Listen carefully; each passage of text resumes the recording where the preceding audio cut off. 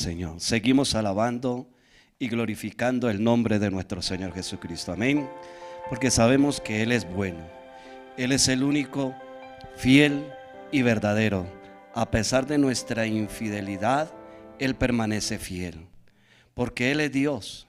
Porque Él es el Todopoderoso.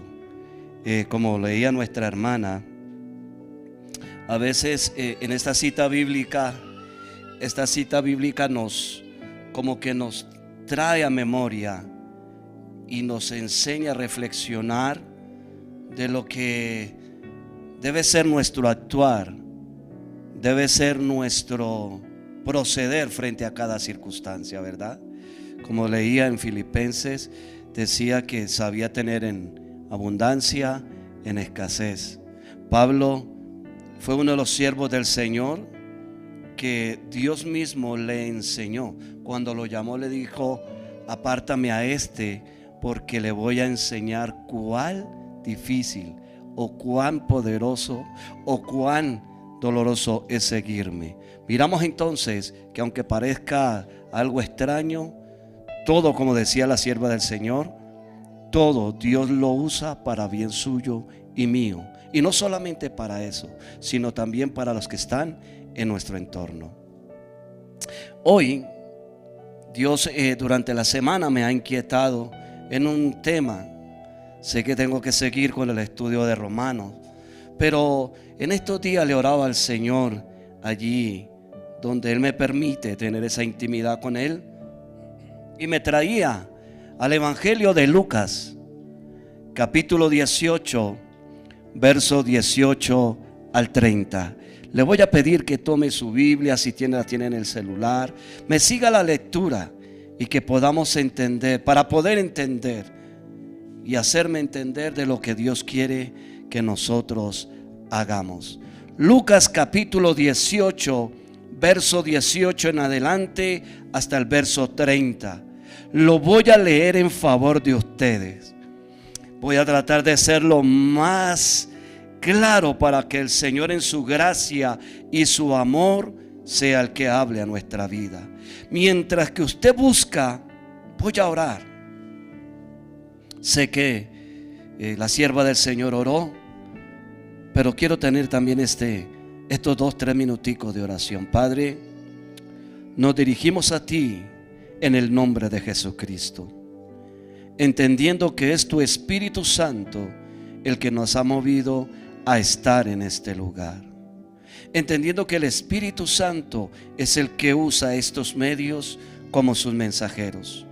Por eso, Dios, te pido, amado Salvador, amado Cristo, que tú con tu Espíritu toque las fibras de nuestro corazón, y que en tu gracia y tu amor, por esa bondad que has tenido con mi vida y hoy me permite ser el expositor de tu palabra, te imploro, amado mío, te imploro, amado Espíritu Santo, que esté tomando control de mis palabras, de mis emociones, de la fervorosidad con que quiero predicar tu palabra, Dios.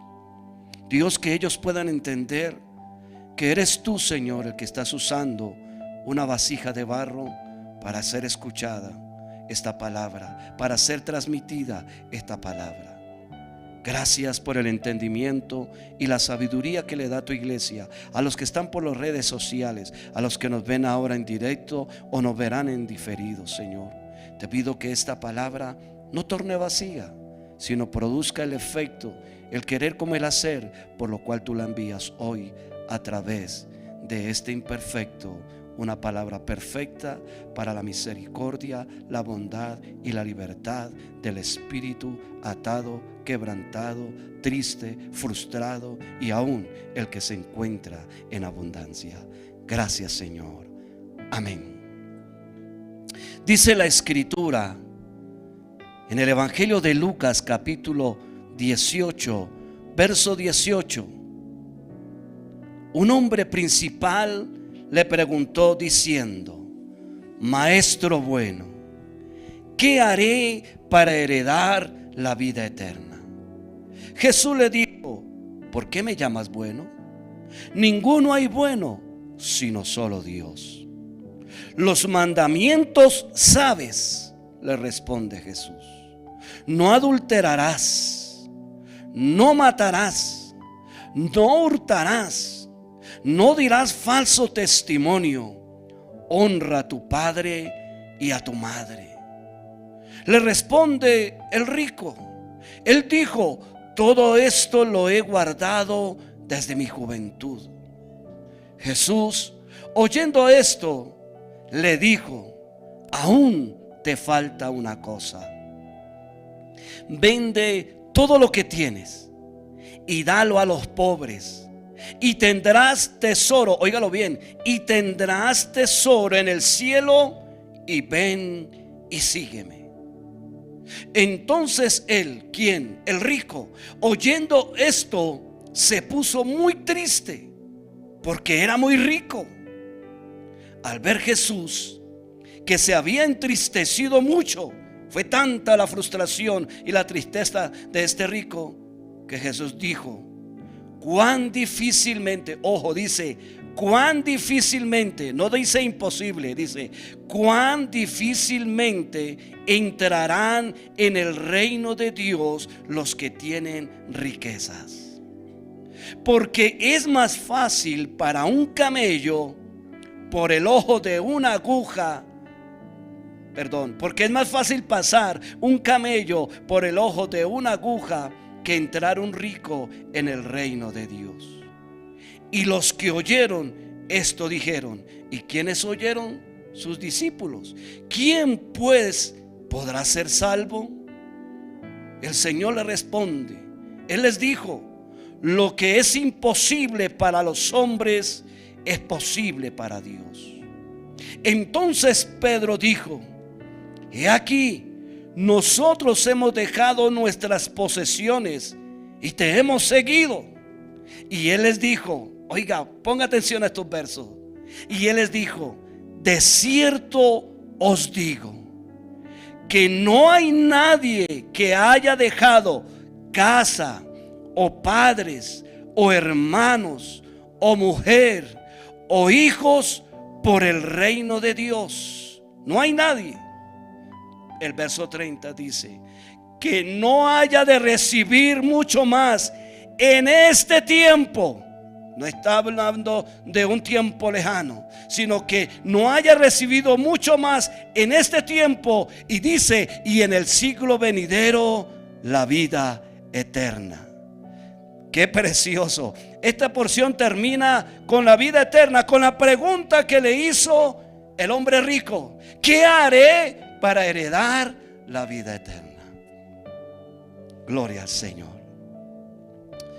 Miramos que la lectura de Lucas, a diferencia de los relatos paralelos de Marcos y Mateo, Lucas nos está especificando que este joven era un hombre rico, con un alto estatus, quizás por su economía, su capacidad de intelecto, en fin, con un estatus alto social, político o religioso. Y hasta probablemente nos da a entender que era parte del Sanedrín. Y el Sanedrín, ¿qué era? Era el Consejo Supremo y la Corte de Justicia principal del pueblo judío. O sea que este hombre tenía todas las cualidades, tenía en la economía, tenía el estatus y tenía el intelecto para poder ser completo y lleno, como lo dice. Pero en esta mañana vamos a desarrollar nuestra disertación. Y empezamos con el verso 18 que dice: un hombre principal le preguntó diciendo, hubo una pregunta, a pesar que este hombre lo tenía todo, había algo que lo estaba inquietando. Había algo que lo estaba como incomodando en su mente, en su corazón, en su espíritu y en su alma. Y le pregunta diciendo: maestro bueno, ¿qué haré para heredar la vida eterna? Debemos observar algo en esta mañana. ¿Por qué la pregunta del principal? ¿Por qué esta pregunta? Como les dije hace un momento, algo le estaba incomodando o algo quizás lo estaba aferrando a lo que él pensaba y a lo que él creía. Pues miremos algo, observemos algo. Resulta que en la cultura del antiguo Israel, en esa cultura antigua, la riqueza extrema solía considerarse una señal directa de la bendición y el favor de Dios. Y esto usted y yo lo podemos ver en Deuteronomio 28, verso 1 al 6. Tomémonos el tiempo un momentico y miremoslo rápidamente. ¿Por qué les digo eso? Miramos que en el Antiguo Testamento, en el antiguo Israel, vemos que el pueblo o aquellos hombres creían de que las riquezas, el estatus que se tenía era porque estaban haciendo y estaban de acuerdo a las cosas que Dios dijo, porque Él lo prometió. Dice Deuteronomio 28, verso 1: acontecerá, óigalo bien cómo comienza. Acontecerá que si oyeres atentamente la voz de Jehová tu Dios para guardar y poner por obra todos sus mandamientos que yo te prescribo hoy, también Jehová tu Dios te exaltará sobre todas las naciones de la tierra. Vamos hilando, porque el joven rico creía que era merecedor de la vida eterna. Y vendrán sobre ti todas estas bendiciones y te alcanzarán, óigalo bien, si oyeres la voz de Jehová tu Dios. Y mire lo que sucede: bendito serás tú en la ciudad. ¿Cómo estaba el joven rico? Bendecido. Y bendito en el campo, donde quiera que iba tenía posesiones. Bendito el fruto de tu vientre, aunque no nos habla de una esposa o de unos hijos, pero era bendito también. El fruto de la tierra que él tenía también era bendita. El fruto de tus bestias, la ganadería, lo que él tenía era bendita. La cría de tus vacas y los rebaños de tus ovejas, era bendito ese joven. Era demasiadamente bendecido, rico. Bendita será tu canasta y tu arteza de amasar. Bendito serás en tu entrar y bendito serás en tu salir. Por eso la idea que tenía este joven rico era que, porque como él tenía todas esas posesiones y la tradición y lo que había leído desde Deuteronomio, esa promesa que Dios le había hecho al pueblo de Israel, él creía que con todo ese estatus y ese dinero que tenía derecho a la eternidad, a la vida eterna.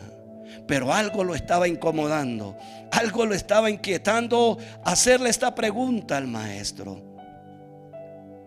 Y lo que le estaba incomodando era de que la palabra de Dios y los mandamientos de ese tiempo eran todos.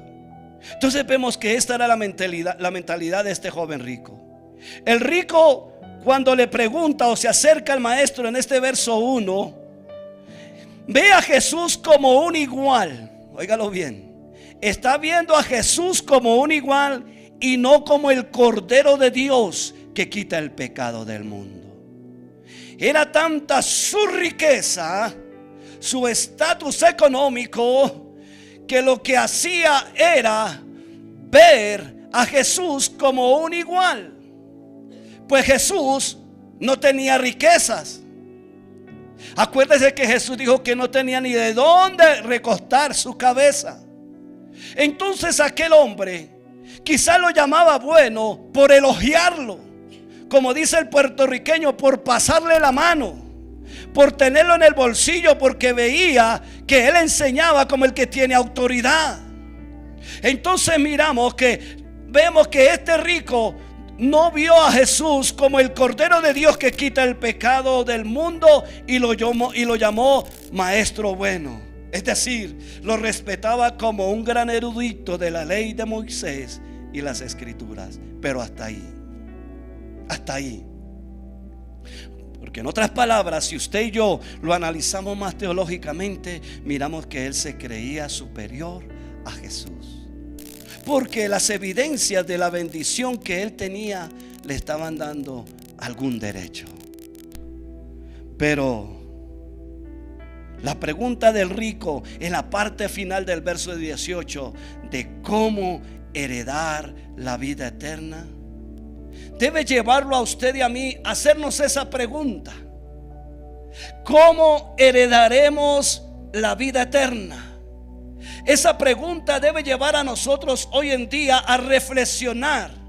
Hoy en día debemos entender cómo es que yo, amado Cristo, amado Padre Celestial, ¿cómo heredaré la vida eterna?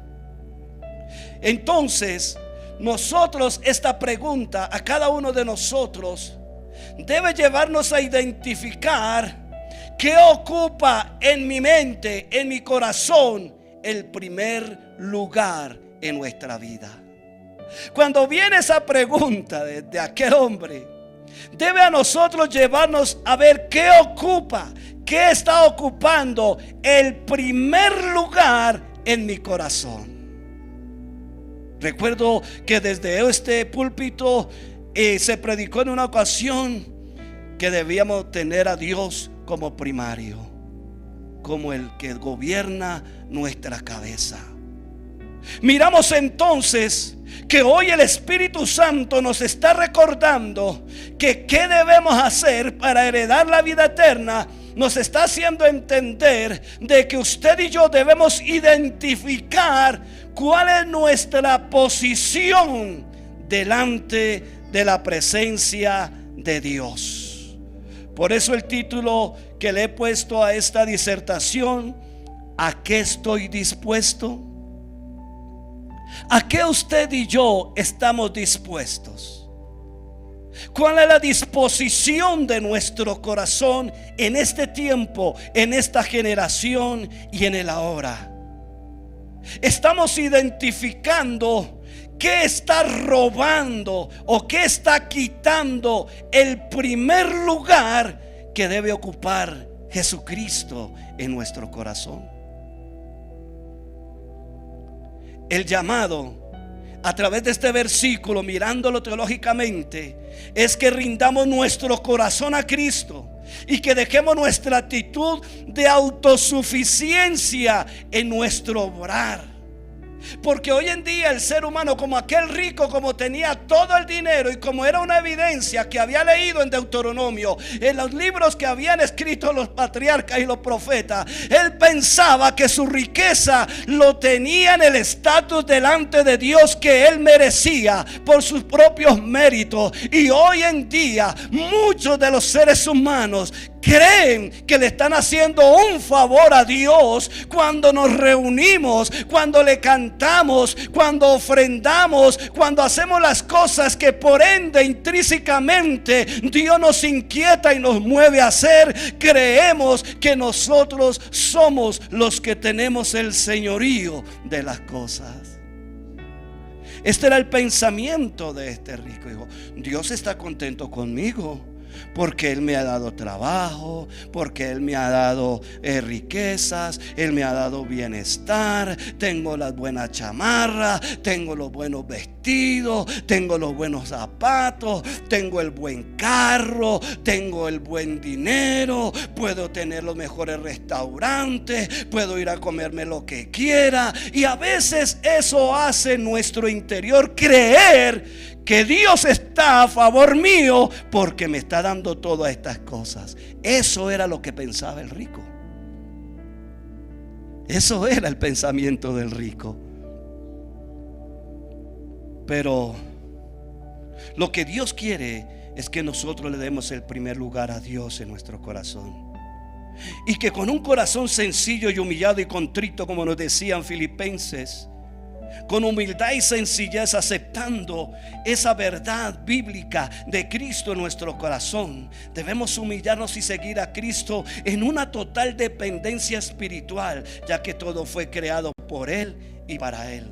Todo fue creado por Cristo para Él y solo para Él, y fue creado por Él. Por eso la pregunta de Jesús en el verso 19, miremos lo que dice. Jesús le dijo: ¿por qué me llamas bueno? Ninguno hay bueno sino solo Dios.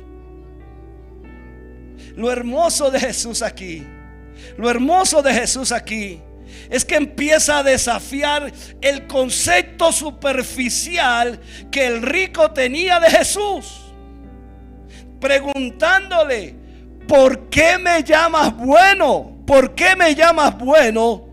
Si no hay ninguno hay bueno, sino solo Dios. Jesús en su amor, Jesús en su bondad, como siempre lo hace con nosotros, nos confronta con su palabra, con una palabra de amor. Y aquí el joven rico, como tenía todo ese estatus, Jesús no le dijo: es que yo soy el Hijo de Dios, fue que yo soy el enviado, lo dijo el profeta. No, sino le dice: oye, ¿por qué me dices bueno si solo hay bueno, si solo bueno es Dios? Perdón. Como que le entró en situación, lo aterriza.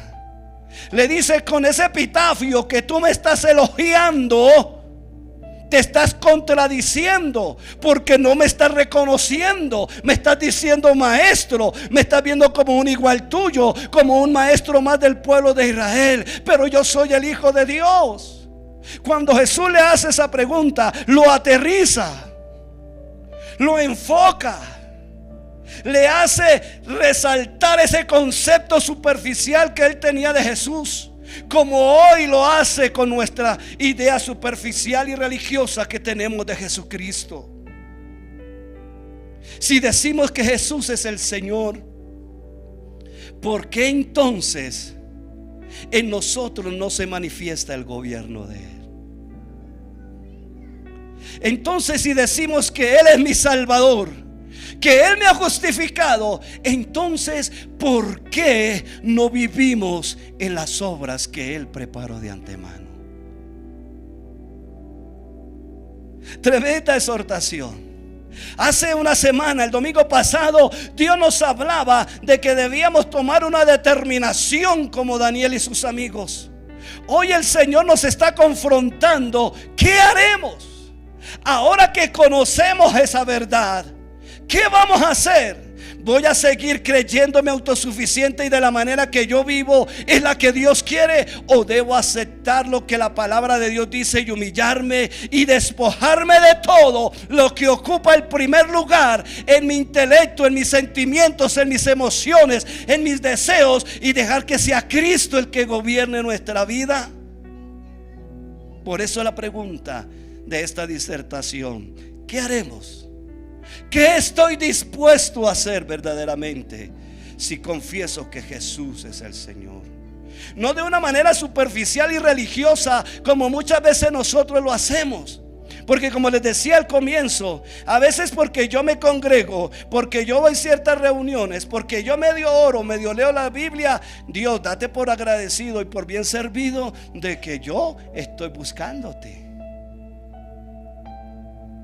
Cuando no lo hacemos de un corazón sincero.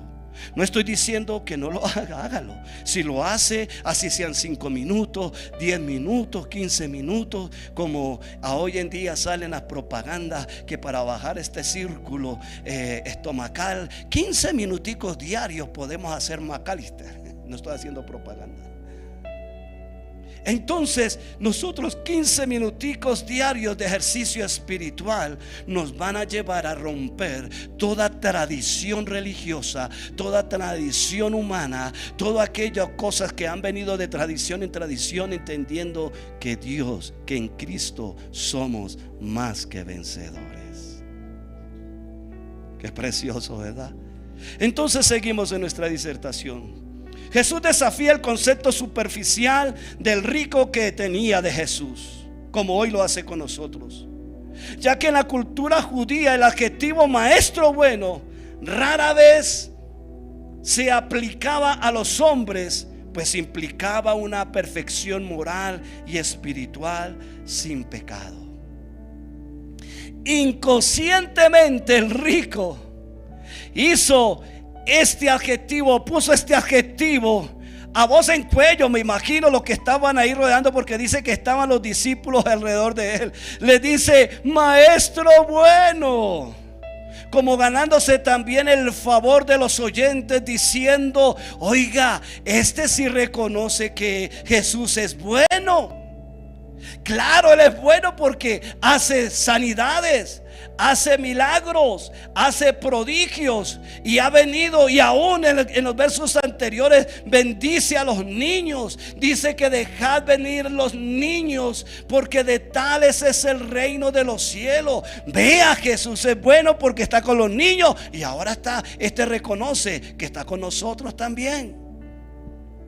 Vemos que este adjetivo rara vez se le aplicaba a algún hombre, pues porque al quien se le decía tenía que dar un testimonio de perfección moral y espiritual sin pecado. Y Jesús había manifestado eso, ¿sí o no?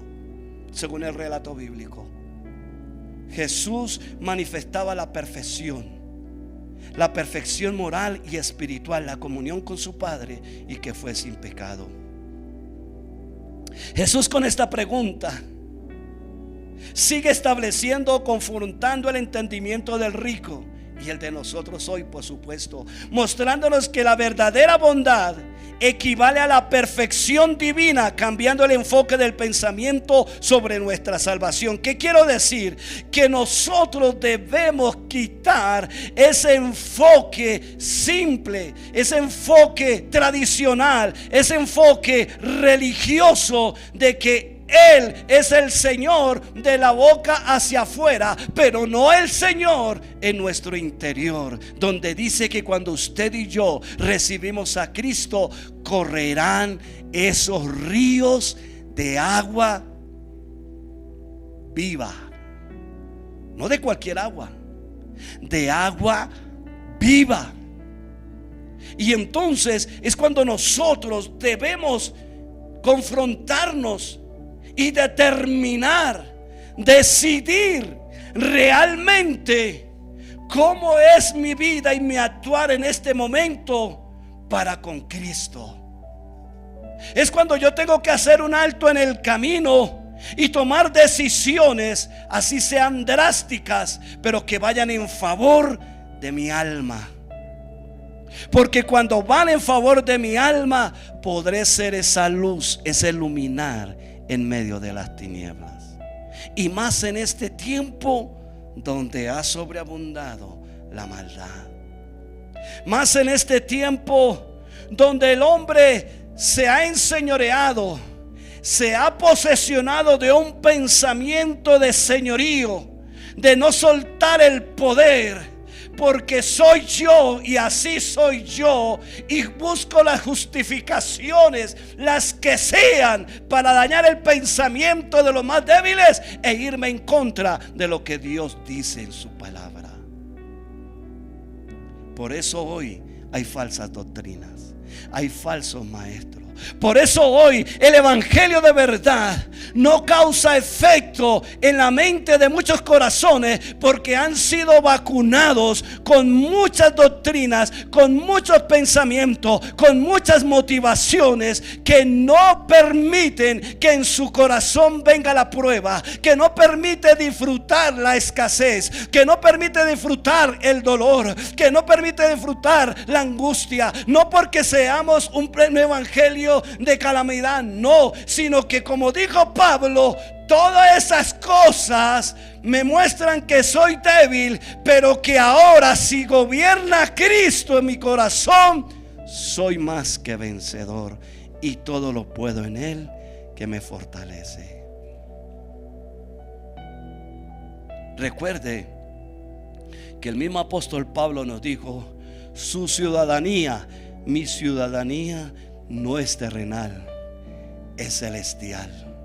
Y aquí lo que está hablando el rico, está hablando de la eternidad. ¿Qué he de ganar? ¿Qué he de hacer para heredar la eternidad, el reino de Dios? Vemos entonces que Jesús, a diferencia de los maestros modernos de la época del primer siglo, no solo transmitió conocimiento, Él transmitía ese conocimiento de la voluntad del Padre. Recordemos que Él decía: yo no vine a hacer mi voluntad, sino a la voluntad de mi Padre. Y yo vine a dar a conocer a mi Padre. ¿Y quién mejor puede dar testimonio de mi Padre que yo he estado con Él como su hijo? ¿Quién mejor puede dar testimonio dentro de mi núcleo familiar como soy yo, si no son mis hijos, si no es mi esposa? Ellos son los que pueden dar testimonio realmente de quién soy, cómo soy. Yo puedo aparentar una apariencia de piedad. Yo puedo mostrarme como el predicador que predica la palabra, pero si la vivo dentro de mi hogar, si la vivo en mis acciones. No quiere decir que seamos perfectos. Tenemos errores, fallas, pero cuando se manifiestan esos errores y esas fallas, debemos correr a Cristo, humillarnos y decirle: Señor, este sentimiento, esta emoción me domina, no sé qué hacer, por favor ayúdame, Dios, quítame este aguijón. Y puede Dios que le diga: bástate mi gracia. En otras palabras, sigue caminando, sigue peleando la buena batalla de la fe y apaga esos dardos con el escudo de la fe, y sé más que vencedor. Miramos entonces que Jesús, a diferencia de sus maestros, no solo transmitió ese conocimiento de la voluntad del Padre, sino que fue ejemplo de santidad y exigía a sus discípulos a imitar su estilo de vida, dando la interpretación verdadera y práctica de la voluntad de Dios. Pablo entendió eso, ¿sabe? Por eso fue que él dijo: sed imitadores de mí, como así yo de Cristo. Tremendo, ¿verdad? Estuvo dispuesto a negarse a sí mismo para que la gloria de Cristo fuera en su vida y él poder imitar a su maestro y sus discípulos lo imitaran a él. Por eso era que exhortaba a Timoteo. Jesús siempre fue el ejemplo en todo. Por eso nos dice la Escritura: haya pues en vosotros este sentir que hubo en Cristo Jesús, el cual, siendo en forma de Dios, no estimó el ser igual a Dios como cosa a que aferrarse, sino que se despojó a sí mismo, tomando forma de siervo, hecho semejante a los hombres, y estando en la condición de hombre, se humilló a sí mismo, haciéndose, oiga bien, haciéndose obediente hasta la muerte, y muerte de cruz. ¿Y qué era lo que decía Deuteronomio? Si oyeres hoy mi voz, si obedecieres mis estatutos, mis mandamientos. Jesús, en la forma de hombre, en esa condición de hombre, se humilló a sí mismo, haciéndose obediente hasta la muerte.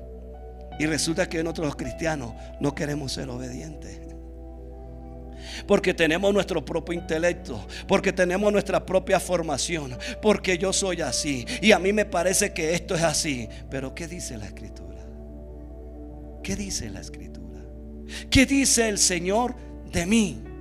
Si Jesús, siendo Dios, dice que no escatimó, tuvo en poco, por decirlo de una manera, de ser igual a Dios, y que se despojó de todo ese esplendor, de toda esa gloria celestial, y se humilló tomando forma de hombre para hacer que obediente. ¿Para qué? Para que usted y yo sigamos su ejemplo de que debemos despojarnos de todo aquello que nos hace centrarnos y estar firmes, que van en contra de lo que Dios dice.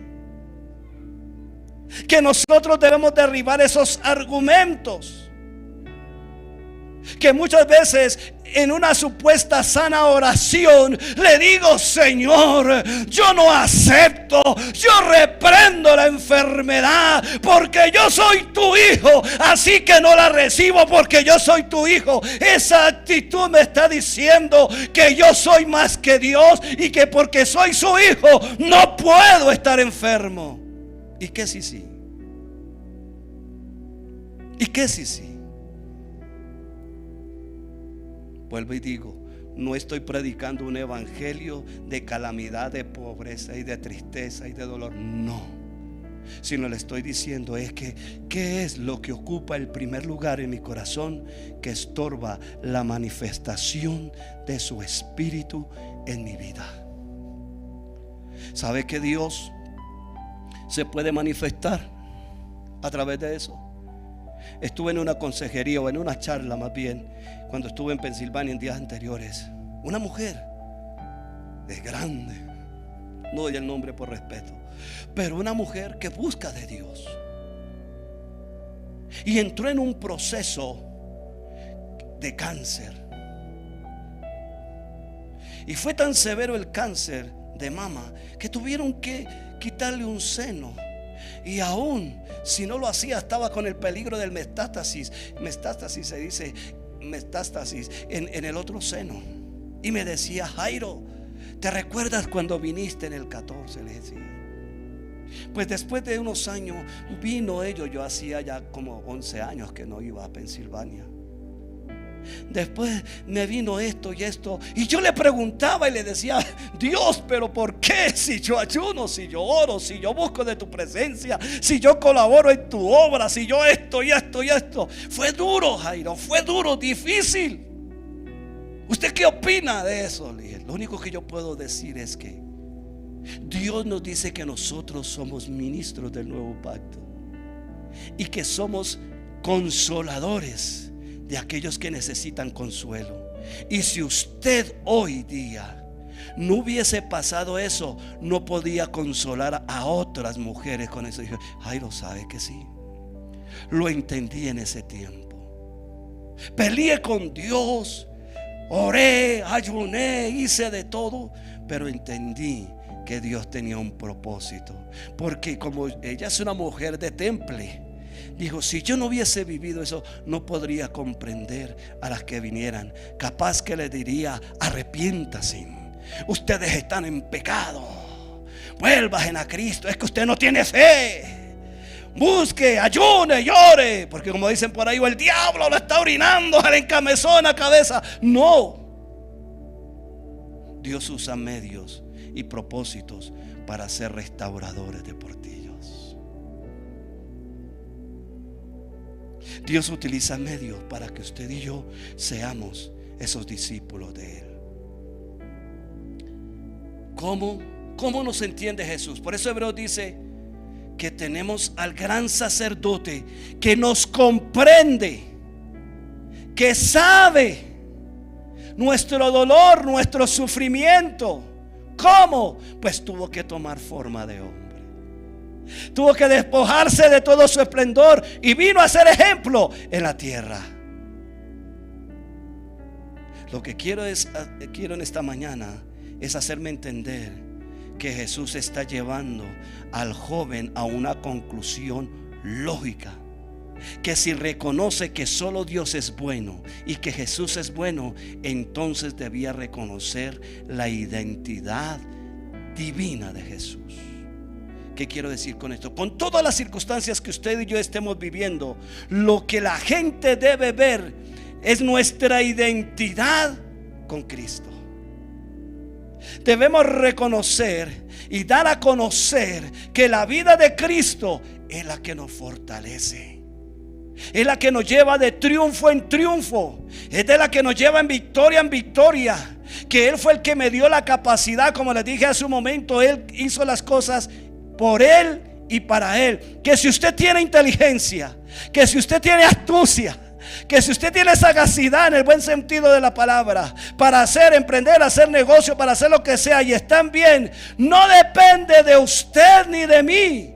Depende de Dios, quien nos hizo a su imagen y semejanza, con el propósito de que nosotros nos sirvamos los unos a los otros.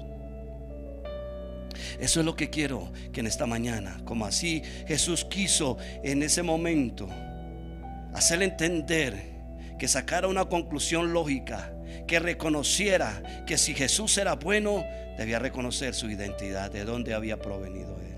No de una manera religiosa como muchos de los escribas lo hacían.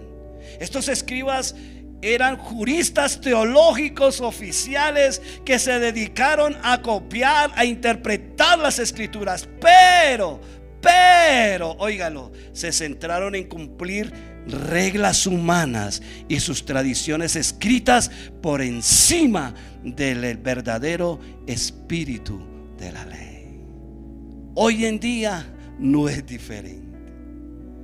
Hoy en día mucho predicador es buen teólogo, es buen intérprete, es buen predicador.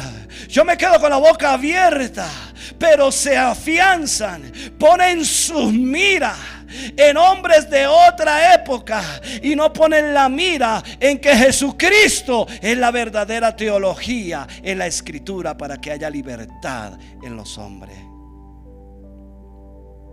Aquellos escribas fueron los que hicieron el Talmud, aquello aparte de la ley. Y se basaban más para hacerme entender: ¿por qué no te lavas las manos? ¿Por qué caminas más de 1 kilómetro? ¿Y por qué usted se puso esto? ¿Y por qué hace esto? Y no, si usted hace esto, entonces usted no es salvo, no es parte del pueblo de Israel, etcétera, etcétera. Yo sé que ustedes me están entendiendo. Lo único que Dios demanda de nosotros es la santidad. Que la mentira es pecado. Dice que los mentirosos no heredarán el reino de los cielos. Eso dice la escritura. Dice que los fornicarios no heredarán el reino de los cielos. Dice que los adúlteros no heredarán el reino de los cielos.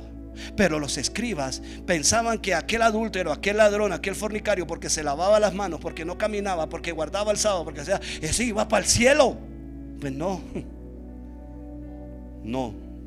heredaba la vida eterna por eso. Porque por eso Jesús nos dijo en Efesios a través del apóstol Pablo, con el Espíritu Santo: no es por obras, para que ninguno se gloríe, pues es un don de Dios que nos da una responsabilidad que debemos cumplir.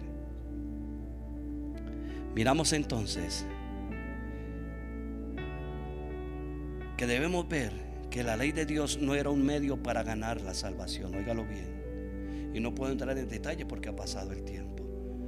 La ley de Dios no era un medio para ganar la salvación, sino era el reflejo del carácter de Dios santo y una guía práctica para una vida justa.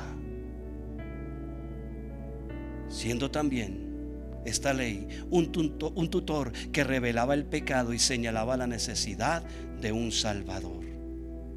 No debemos olvidar, querida iglesia, que se necesitaba un sacrificio de un cordero para cubrir los pecados cometidos del pueblo de Israel, que eso mismo lo estableció Dios. Pero Jesucristo, hablando con el joven rico y hablando con nosotros hoy, resumió todo el sentido de la ley en el amor. En el amor. Amar a Dios sobre todas las cosas y al prójimo como a uno mismo. Eso usted lo puede leer en Mateo 22, 37, 40 en casa. Y en este orden de pensamiento que traemos, el joven se cree ser bueno por cumplir superficialmente los mandamientos que le recordó Jesús en el verso 20, donde dice: los mandamientos sabes, no adulterarás, no matarás. ¿Lo sabía? Sí, lo sabía. No matarás, no hurtarás, ni darás falso testimonio. Honra a tu padre y a tu madre. Y la respuesta de aquel fue y le dijo: todo esto lo he guardado desde mi juventud. Lo dijo jactanciosamente: todo esto he hecho. En otras palabras, le dijo a Jesús: yo no he adulterado, yo no he matado, yo no he hurtado, no he levantado falso testimonio, y honro a mi padre y a mi madre porque tengo con qué. Esa fue la respuesta del rico. Porque cuando le dijo en el 21: todo esto lo he guardado desde mi juventud. Qué tremendo, ¿verdad? Todo esto lo he guardado desde mi juventud. Pero la sabiduría divina, que es preciosa y poderosa, confronta otra vez al rico como me confronta hoy a mí y a la iglesia, mostrándole que estaba quebrantando la ley que supuestamente él estaba guardando. Él en su sabiduría, él en su amor, en su bondad, en su gracia, en su amor por ese rico que quería que fuese salvo también, que quería que heredara la vida eterna, Él en su sabiduría le responde. Jesús, oyendo esto, le dijo: aún te falta una cosa. Y le entra a lo profundo de su corazón, le quita la superficialidad del pensamiento que tiene al frente de sus ojos y le dice: una cosa te falta. Vende todo lo que tienes y dalo a los pobres, y tendrás tesoros en el cielo. Ven y sígueme. Wow. Le tocó donde le dolía, ¿verdad? Dice que era muy rico, y como él creía que por ser rico tenía derecho, tenía el favor de Dios y podría entrar a la vida eterna. Ahí es cuando Jesús le aterriza su teología y le dice: no, quietito en primera. Te falta algo. ¿Y sabe qué le faltaba? Los primeros 2 mandamientos, por cumplirlos. Dice, le dijo: aún te falta una cosa. Vende todo lo que tienes y dalo a los pobres, y tendrás tesoros en el cielo, y sígueme. Aquí es donde entra nuestro verdadero desafío. Dios toca en el gobernante rico la parte sensible de lo que él más amaba. ¿Qué él amaba más? El dinero. Realmente el amor del rico era el dinero. Por eso la pregunta de este título: ¿qué estás dispuesto a hacer? ¿Qué ocupa en primer lugar mi corazón, en mi mente, en todo mi ser, que hace de lado a Dios? ¿Qué ocupa? No vamos a ver el dinero, vamos a mirar a qué estoy amando más. ¿A qué estoy deseando más que a Dios? ¿Qué estoy dispuesto a hacer, a dejar, para que Dios realmente sea el que prime mi corazón? Cuando preparaba este mensaje le decía: Señor, ¿por qué siempre me llevas por esta línea? Y me decía: recuerda que usé a tu nuera, que eres restaurador de portillo. Está restaurando portillos, no a la manera superficial del hombre como quiere llegarse a Dios y entrar a la vida eterna, sino a la manera sin santidad nadie verá al Señor. Es santidad lo que Dios está demandando en este tiempo. Separación de aquellas cosas que hacen que Dios voltee su rostro de mí. Recuerde que Apocalipsis dice que a los tibios Él los vomitará de su boca. Yo no puedo estar andando entre las dos aguas. Señor, es que yo amo esto o a este, y Señor, y como tú eres amor, pero yo voy a la iglesia, yo diezmo, yo ofrendo, yo oro, yo ayuno. Entonces, Señor, tú me harás la vida eterna. Pues no, porque si estoy viviendo así, estoy poniendo en duda si realmente he nacido de nuevo. Porque Pablo dijo en 2 Corintios 5:17: he aquí las cosas viejas pasaron. Todas, no dice algunas o una o dos, no, todas son hechas nuevas por el poder de la palabra de Cristo y de su Espíritu Santo. Entonces, ese es nuestro verdadero desafío, amada iglesia, amado hermano que me ve por las redes sociales. De pronto lo verá en corto, en largo, lo que sea. ¿Qué está estorbando que realmente usted se despoje y diga: Señor, aquí estoy? Estoy en una relación ilícita, Señor. Padre, pues con todo el dolor la dejo allá, pero aquí estoy. Si es tu voluntad, tú unirás mi camino nuevamente. Y si no, Señor, yo quiero agradarte a ti, porque yo quiero tener la vida eterna. Porque el mundo pasa y todo lo que en él hay. Y después de esta vida, de este lado de la eternidad, solamente hay complacencia humana, sentimental. Pero después del otro lado de la eternidad viene la realidad de vida de lo que viene para nuestra alma, que es por toda la eternidad. Por eso el joven rico dijo: ¿qué haré para heredar la vida eterna? Y por eso Jesús, terminando, le dice: esto es lo que van a recibir, la vida eterna. Qué tremendo, ¿verdad? Este es el desafío. Pues Jesús no está pidiendo, quiero que quede claro en esta mañana, que Jesús no pide una pobreza universal. No, Jesús no está pidiendo eso. Dios no está pidiendo eso. Él no está pidiendo eso, sino que está diagnosticando al corazón del ser humano de lo que más ama. Y lo que más amaba el rico e idolatraba. Y este hombre pues le mostró que su verdadero Dios era su fortuna. ¿Cuál es nuestro verdadero Dios? No tengo que ponerme a desglosar lo que dice Gálatas 5:20, del capítulo 5 en adelante. Pero ¿qué está primando en mi vida? A veces decimos: Cristo viene, Maranata, Cristo viene pronto. Pero ¿cómo estoy viviendo en responsabilidad para recibir a mi Maestro?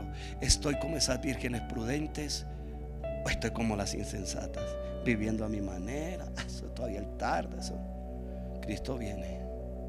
Pero antes que Cristo venga, va a venir un tiempo de oscurantismo en la tierra, donde usted y yo vamos a ser probados si realmente nuestro amor es Cristo, si realmente nuestro amor es Dios, o es lo que tenemos, o es lo que poseemos, o es lo que amamos supuestamente. Qué tremendo, ¿verdad? Qué tremendo el Maestro exhortándonos todavía y diciéndonos: prepara tu corazón. ¿Qué estás dispuesto a hacer para que yo poderme manifestar en plenitud en tu vida, en tu hogar, donde tú puedas disfrutar realmente las bendiciones que yo he preparado a la manera mía para que tú las disfrutes? ¿Por qué permites que hayan cosas en tu vida que idolatres más que el verdadero amor que yo te doy? Eso era lo que estaba confrontando al hombre rico.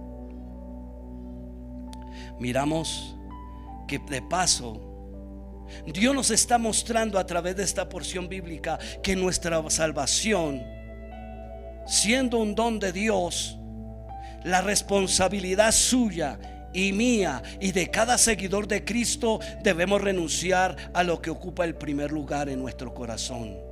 Ese lugar que le corresponde a Dios, robando nuestra devoción absoluta a Cristo. Yo quiero aclarar en esta mañana una vez más que la devoción y la adoración para Dios no es solamente en el recinto donde nos reunimos. No solamente son los cánticos que cantamos, que hoy estuvieron poderosos para la gloria de Dios, sino que es nuestro diario vivir, nuestro diario actuar, nuestro diario pensar, es la verdadera adoración para Dios. Por eso es que Dios dice que Él está buscando esos verdaderos adoradores en espíritu y en verdad, que no solamente es en un tiempo específico, sino es en todo tiempo nuestra devoción y adoración a Dios, con nuestras actitudes, con nuestros pensamientos, con nuestro actuar, con nuestro prójimo, etcétera. Esa es la devoción que Dios quiere de nosotros. Dios nos dio esa responsabilidad para que sea una devoción absoluta en Cristo. Veamos lo que Dios nos quiere decir a través de estos versículos cuando Jesús dice: vende. Cuando Él dice vende, no es un acto de desprecio por lo material, no. Lo que Él está diciendo es: comparte. Vive el segundo mandamiento: ama a tu prójimo como a ti mismo. Si yo me amo y si yo quiero mi bienestar, si yo quiero lo mejor para mí, también ese amor debe ser compartido con mi prójimo. Eso es lo que le estaba diciendo el rico. Tú tienes más que suficiente, tienes demasiado. Vende de lo que tienes. Vende lo que tienes. Mira la necesidad que hay. Mira esa necesidad que hay en muchos pobres, en muchas viudas, en muchos deudores. Aquellos hombres, vende lo que tienes. Comparte con ellos para que disfruten de ese bienestar que tú también tienes en este momento. Eso es lo que Dios dice. Pero hoy en día se ha cerrado tanto el corazón de nosotros que aun si vemos pasar necesidad, oiga bien lo que voy a decir, a mi hermano en Cristo, en carne, ni siquiera nos inmutamos, no nos movemos. A veces nos olvidamos de la necesidad de los demás. Primero yo, segundo yo, tercero yo. Cuando dice vende, no quiere decir que él esté despreciando lo material, no.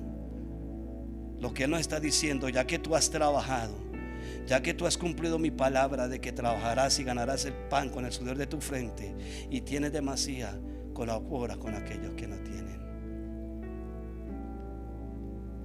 Sino que lo que está enseñando aquí Jesús es que debe ser liquidado la total, o de poner nuestra seguridad, debe de ser quitado de nuestra mente nuestra seguridad o fe en lo terrenal, en los materiales, y depender solo del reino de Dios con toda seguridad. Eso es lo que nos está diciendo Jesús. Cuando Jesús le dijo reparte, le está diciendo muestra el amor que tienes por tu prójimo y no te jactes de tu bienestar. Es difícil, ¿verdad? Es duro, pero debemos hacerlo. Jesús le dijo sígueme, dándonos a entender que como sus discípulos debemos dejar el control de nuestras propias vidas, sometiéndonos al señorío de Cristo. Recordemos que el principio de la sabiduría es el temor a Jehová. En este orden de idea bíblica, la salvación no se puede negociar ni comprar, ya que es un acto divino de la gracia soberana de Dios. Por eso ahora me meto en lo eclesiástico. Por eso usted y yo debemos compartir el evangelio de Jesucristo. Usted y yo debemos predicar el evangelio de Jesucristo. Usted y yo debemos hablarle a nuestros compañeros de trabajo, a los de la universidad, a los de colegio, a los de estemos. Debemos hablarles de Cristo, porque lo que usted y yo estamos disfrutando, la salvación, esa vida eterna que la estamos heredando por el puro don y gracia de Jesús, nosotros debemos de dar de gracia esa salvación al que lo necesita. No ser egoísta. Ay, yo me voy para el cielo, me voy con él y no me interesa que esté atrás o al lado. No. Debemos de compartir el evangelio, debemos de predicar el evangelio. Ay, ¿cómo lo hago? Comparte lo que Dios ha hecho en tu vida. Dios me libertó de esto. Ahora lo que hacía antes no lo hago porque hay un temor, porque Cristo es mi fuerza, porque su Espíritu es mi ayuda. En otras palabras, ya para ir terminando, en otras palabras, el mensaje central de este mensaje radica en la disposición de nuestro corazón, que debe estar dispuesto a abandonar todo por lo valioso que parezca, o sea, si se interpone en la relación con Dios. Debemos abandonar todas esas cosas. Y esto nos pone en la situación de los discípulos que se preguntaron: ¿quién podrá pues ser salvo? En el verso 16 al 18 dice así, de esta manera, la escritura. Perdón, 26 al 18. Y los que oyeron, 26 al 28. Y los que oyeron esto dijeron: ¿quién pues podrá ser salvo? Él les dijo: lo que es imposible para los hombres es posible para Dios. Esta pregunta de los discípulos reconoce una gran verdad. El estándar de justicia y perfección de Dios es inalcanzable por el esfuerzo propio. Le estaba dando a entender a sus discípulos y a aquel joven rico que estaba al lado ahí: no es por lo que tú tienes, no es por tu fuerza, no es por lo que has logrado, no, eso es por la pura gracia de Dios en Cristo Jesús. Pero Jesús no cambia el enfoque de la capacidad humana a la soberanía de Dios, donde el hombre es totalmente incapacitado para obtener la vida eterna, es decir, la salvación, o de cambiar la disposición de su propio corazón. Dios tiene el poder ilimitado para perdonar, justificar y transformar el corazón del ser humano. Qué tremendo. Dios tiene el poder. Y voy a cerrar con esto. Pedro, en el verso 28, le hace una pregunta, porque como vio el diálogo con el rico, vio lo que el Señor le estaba diciendo, entonces a Pedro le surgió la siguiente pregunta a Pedro, y le dijo: he aquí, nosotros hemos dejado nuestras posesiones y te hemos seguido. Y qué preciosa respuesta del maestro que quiero que usted y yo tengamos en cuenta. Por eso, como les decía hace un momento, Dios no está en contra de las riquezas universales. Dios lo que está en contra es donde usted pone su corazón. Porque la Biblia dice: donde esté vuestro tesoro, allí está tu corazón.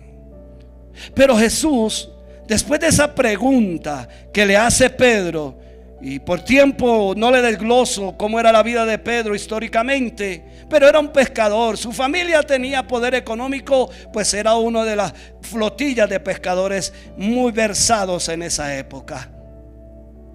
Pero Jesús le responde, y él les dijo, óigalo bien, yo quisiera que usted cogiera la Biblia, no se dejara distraer, cogiera la Biblia en el verso 29 y 30, la respuesta tan maravillosa que Jesús le dijo. Porque muchos cristianos hoy en día dicen: pero ¿dónde está la bendición de Dios? Pero ¿cómo si no veo la bendición de Dios? Pues mire lo que Jesús dijo, y él les dijo: de cierto os digo que no hay nadie que haya dejado casa, óigalo bien, o padres, o hermanos, o mujer, o hijos, por el reino de Dios.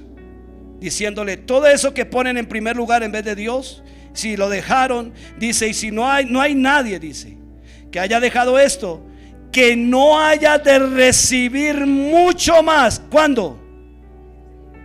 ¿Cuándo? Que no haya de recibir mucho más en este tiempo. ¿Y cuándo más? Y en el siglo venidero, ¿qué va a recibir? La vida eterna. Dios, por eso dice su palabra que Dios honra a los que le honran. No es un evangelio de la prosperidad, es un evangelio que cuando usted y yo obedecemos, vivimos la palabra de Dios. Y Jesús le dijo a sus discípulos: no hay nadie que haya dejado padre, madre, casa, hermano, trabajo, lo que sea. No hay nadie, no habrá ninguno que en este tiempo, dice en el verso 30, no haya de recibir mucho más. O sea que Dios nos recompensará.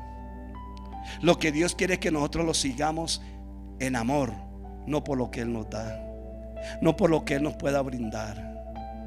Lo que usted dé, lo que usted ofrezca su corazón a Dios, Él se lo va a dar más. Vuelvo y digo, no es un evangelio de prosperidad. Yo sé que muchos cogen esto para decirle siembre, pacte, haga todas estas cosas. No. Pero si usted en su corazón ama a su prójimo, da más de lo que pueda dar. Una vez escuché, a mí me gusta cuando predicar a mis hijos y mi nuera. Una vez un hijo mío predicó: caminemos la milla extra. ¿Cuántos estamos dispuestos a andar la milla extra? Entendiendo que si yo obedezco totalmente las ordenanzas de Dios, Él me honrará. No simplemente, no por partes, de corazón puro. Despojémonos, por eso Pablo dice: despojémonos de todo peso de pecado. Creo que aquí hubo una predicación, recién llegamos acá. Despojémonos. Despojémonos de todo peso de pecado. ¿Para qué? Para que Dios en su gracia y su amor cumpla lo que dice: que no haya de recibir mucho más en este tiempo y en el siglo venidero la vida eterna. ¿Qué estamos dispuestos a hacer? ¿A qué estoy dispuesto? La inquietud en esta mañana es: ¿a qué está dispuesto? ¿Qué está dispuesto? ¿A qué está dispuesto? ¿Qué está ocupando el primer lugar? Yo sé que Dios da entendimiento de lo que Él quiso hablar en esta mañana. Yo estoy dispuesto a ser esa vasija de barro y a servir a Cristo. A veces cantamos esa canción y viene a mi mente ahorita esa canción que dice: he decidido seguir a Cristo, he decidido seguir a Cristo. No vuelvo atrás, no vuelvo atrás. ¿Sabe cuál es la raíz de esa canción que fue inspirada? De un hombre que lo pusieron y lo hostigaron a que renunciara de la fe en Cristo. Y las palabras de él fue: he decidido seguir a Cristo y no vuelvo atrás. Y lo mataron. ¿Cuánto usted y yo estamos dispuestos a seguir a Cristo? Dios ha venido de tiempo en tiempo, amada iglesia, hablando en contra del pecado. Deja esto, deja aquello. No esperemos que después de tanta advertencia y disciplina a través de la palabra, Dios tenga que empezar, como dice su palabra, a azotar. Porque dice la Escritura que Dios al que ama disciplina y reprende y azota. Y no le echemos la culpa al diablo, que siempre el diablo le echamos la culpa, sino que tenemos que observar qué está ocupando el primer lugar en mi mente, en mi corazón, que está estorbando que Dios se manifieste en este tiempo y en esta generación para alabanza y honra de su nombre. Que el Señor añada y siga añadiendo lo que Él ha puesto en su palabra. Padre, en esta hora he expuesto tu palabra. Y Señor, te pido que me perdones, porque en mi corazón he dejado que lastimen esos pensamientos y esos deseos de los cuales tú tienes para mí. Perdóname, Señor. Engañoso es mi corazón y solamente tú lo conoces. Tú que conoces mi entrar y mi salir.